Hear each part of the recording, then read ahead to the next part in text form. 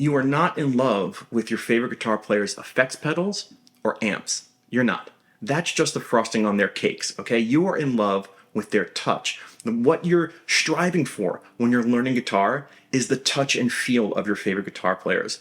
We've all studied chords, we've all studied tabs, we've all studied theory, and there are many of us that still struggle to sound good while we're plucking away at these notes. And I get it, and I am here to help, and I want to help you, all right? So, what am I talking about? We're going to get right into it. There are 3 techniques that you got to click together into one big technique of touch and feel. And once you have that down, it leads to the most important piece, like the finale, all right? And when you conquer these things, you'll be able to play more dynamically, you'll be able to sound like your favorite musicians, and more importantly, you'll be able to feel the proper technique that this guitar demands of you. So let's get started. There are 3 techniques you need to conquer. We're going to start from fretting hand down to picking hand, okay? That's important. So the first one we're going to call the fulcrum.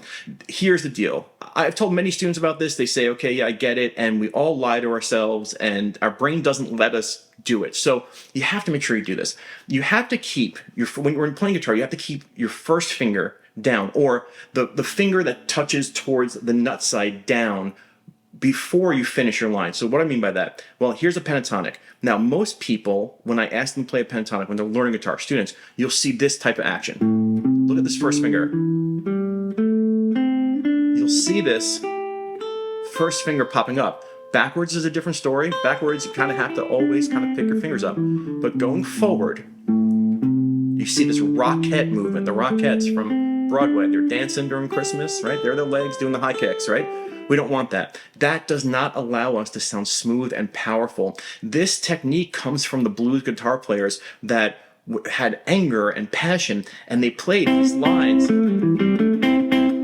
where their first finger was down and they were squeezing the guitar neck, and that is the sound of the guitar, of rock guitar, coming along in the evolution of it. So the idea here is, for the power, the smoothness, and technique, you got to keep your first finger down until the note, until you absolutely need to move it. So watch this. Here's my index, pinky, 8th fret. My first finger is still down. Now I move it. Now I move it. It stays down. I have 2 points of connection. Go watch your favorite guitar player right now. You can pause this video, okay? And you can watch them in action. You'll see that when they're playing anything, a pentatonic, a major scale, whatever, their first finger, or whatever finger touches the guitar neck first on the nut side, it stays down while we finish the note on the bridge side. For diatonic playing, here's a D major scale. 10, 12, 9, 9, 10, 12, 9, 11, 12, 9, 11, 12, 10, 12, 9, 10. Oh my gosh. You know, the idea is watch how this middle finger stays down. It doesn't pop off. Now this first finger, middle finger, and pinky are all down. Look at that. Watch yourself in the mirror. If you're seeing this,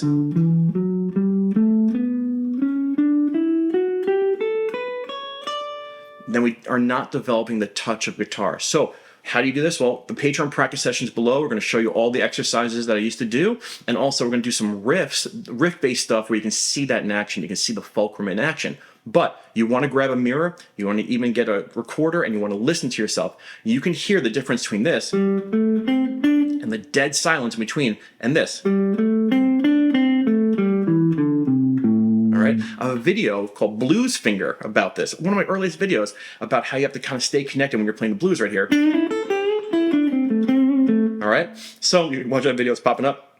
But the fulcrum, do not lie to yourself. Trust me, I've seen students, and myself, and I'm learning this, you know, okay, practice it. And they go, okay. And I say, stay really focused. And I say, okay. And they do it. And they're like, okay, I'm doing it. And I'm like, okay, let's start again. And it's not because, nothing wrong with the student. It's just the brain is like, oh, I don't want to do this. This is work. Yes, and if you want to sound good at guitar, you got to put some work into it, okay? Keep your first finger connected, like here. The stretching and the power it takes to stretch and push down adds to the tone and touch of the guitar. Trust me, this is part of guitar playing. It's not just the notes, okay? You are in love with your favorite artist's touch and technique. Remember that. Again, their effects and their amps are just after the fact. They wrote all their songs on an acoustic guitar or an unplugged electric, and it sounded exactly like it did when they recorded it because of their touch and their technique, okay? So don't hide behind effects, don't hide behind amps. Just you and a clean amp or you and an acoustic is all you need to practice this. Step 2, the timing of your second string note, okay? So your second note in the string. I'm just playing a pentatonic, and you can practice this with just a pentatonic, but the idea is you have your fulcrum, this stays down, the first finger stays down, and now the pinky's coming. A lot of people, now we're starting to move towards here, a lot of people will touch this note a second before they play it, and our timing's off. And you have to now say, okay, I'm going to hit that note firmly, but at the exact moment I pluck it. You keep your fulcrum down. Keep that fulcrum down, time those notes so that the secondary note and this pick hit the string at the exact same time. Otherwise, you're going to deaden it. Right? We don't want that.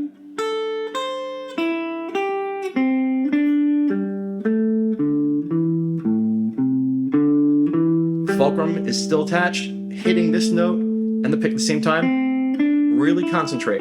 Get that guitar concentration face going where you kind of just like zone out.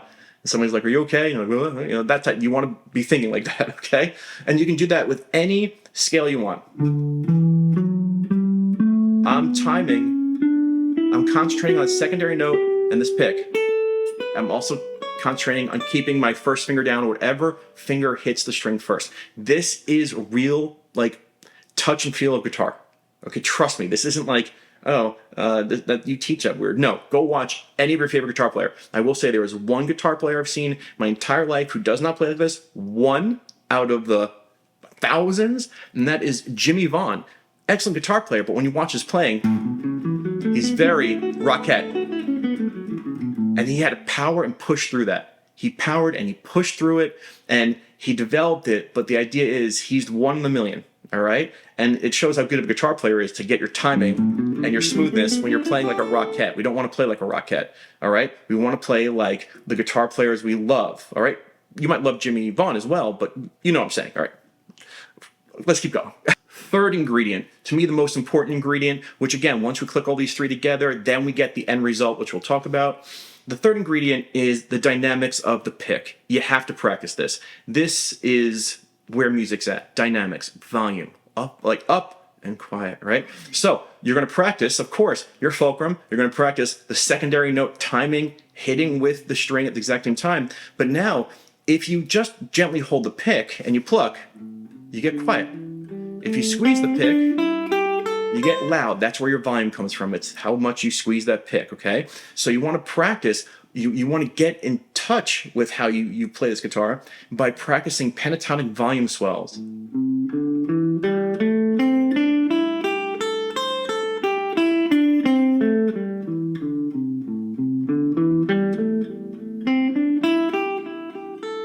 Now notice, I was practicing my fulcrum, I was practicing the secondary notes, and then I was practicing squeezing and getting volume, letting go and getting quiet.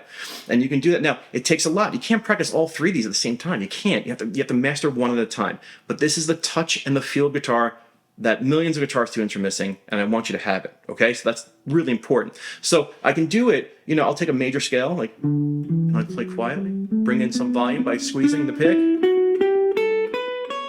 You might say to yourself, man, when I start squeezing that pick, I start squeezing harder here. Yes, and it's absolutely fine as long as your pressure is straight and true into the guitar neck and you're not wobbling the strings. That's normal. If you're playing with grit and a little bit more volume, you're going to push a little bit harder, but you start to feel like the muscles and the touch and the feel that's required to get that out of the guitar. So here's all three together: fulcrum, secondary note timed the pick, and volume swells.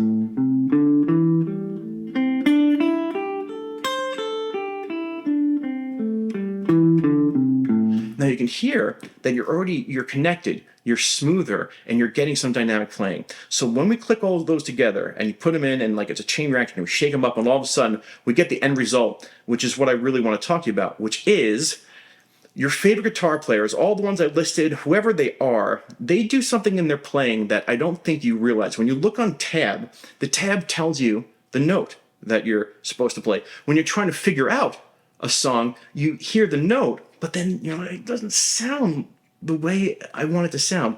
And there's a reason. These people have developed their touch and their feel so well that it has transferred into the band's timing. And what I mean by that, and this is what you love, about your guitar players, is that they bond with the music, not only with notes, but with timing. And hear me out, I have plenty of videos about this. They'll be listed below. But when they play a phrase, let's just take a pentatonic run, and I'm going to play it plainly. Okay, here's a pentatonic run.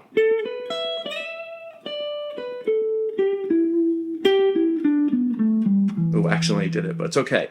That was with me just holding the pick standard. But what they do is they squeeze the pick usually on the first beat of the actual measure, the bar, and that bonds their music sonically with the beat, and it gives you like staples. They staple themselves into the music, and what happens, I'm squeezing and I'm highlighting the note, like,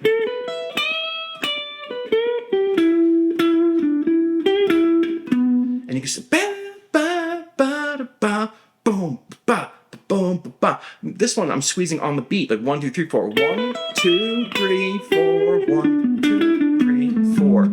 You can do it on the first note of your phrase.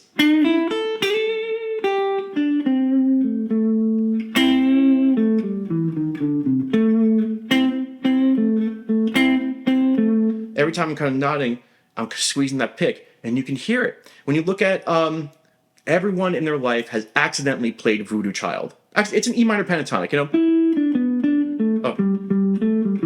but it's not played like that, but those are the notes. But what Hendrix does is he squeezes, squeeze, squeeze, squeeze, squeeze. So there's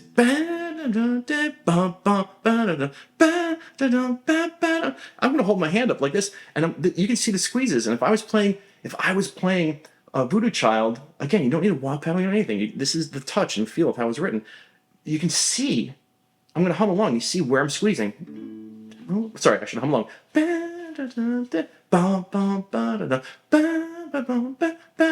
So this picking hand is alive and well with dynamic flow. The harder you push, the more energy you send in to the guitar. So if you're playing to a beat, right? If you're playing to a beat and you want to have the feel and the flow of your favorite guitar player, and you want to show the audience and yourself that you're connecting with the music, like boom, cha, boom, boom, cha, don't, boom, boom, boom, boom, squeeze, squeeze, squeeze, squeeze, squeeze. You can play with those dynamics, and those dynamics act as musical staples. And right there, like again, I'll show you another example. Althea. So here's Althea. Squeeze, squeeze, squeeze, squeeze.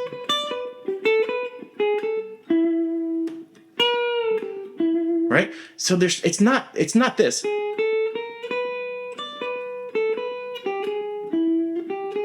It's not. It's alive.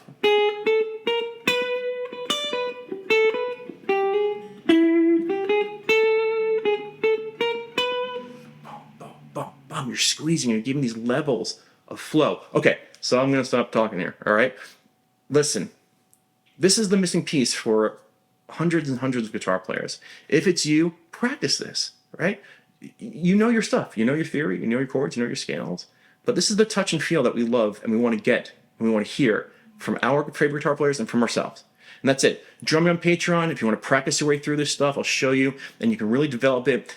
But I got to say, this doesn't come overnight, and you're going to feel like pain and stretching in these hands because it's a new technique, but it's the technique you need. So stick with it, go slow, don't let your brain lie to yourself. Watch yourself do it. Make sure you got it. Thank you so much for being here. See you again on another episode of StichMethod. Bye-bye.